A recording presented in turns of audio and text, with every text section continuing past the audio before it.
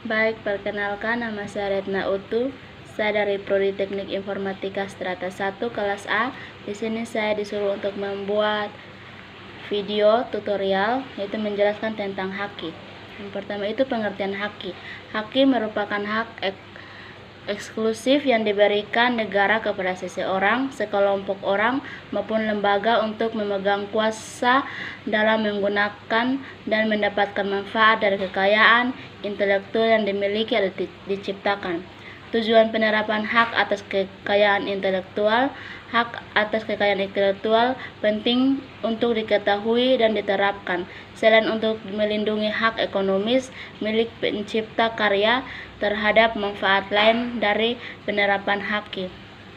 Ya, di sini ada beberapa tujuan penerapan hak atas kekayaan intelektual. Yang pertama itu sebagai perlindungan hukum kepada pencipta, juga terhadap hasil cipta karya serta nilai ekonomis yang terkandung di dalamnya.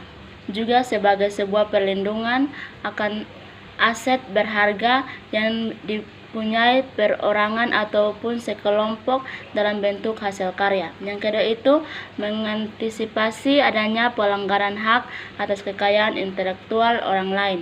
Yang ketiga, meningkatkan kompetensi dan juga memperluas bangsa pasar khususnya dalam hal komersialisasi kekayaan intelektual.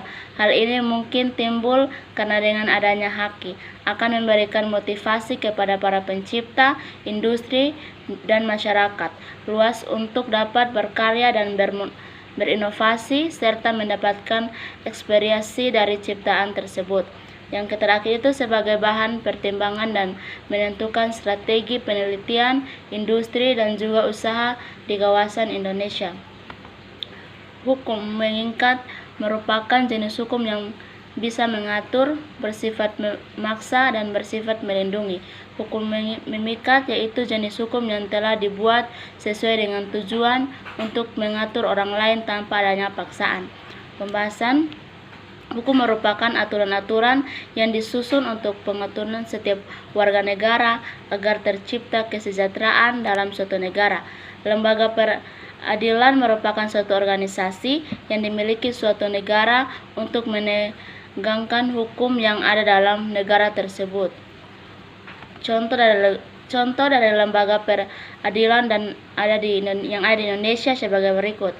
Mahkamah Agung memiliki peran yaitu yang pertama memutuskan permohonan kasasi, yang kedua memeriksa hasil sengketa, yang ketiga itu sebagai pengadilan tertinggi di Indonesia. Mahkamah Konstitusi memiliki peran yaitu menguji undang-undang berdasarkan UUD, yang kedua memutuskan dalam membubarkan partai politik, yang ketiga itu memutuskan perselisihan.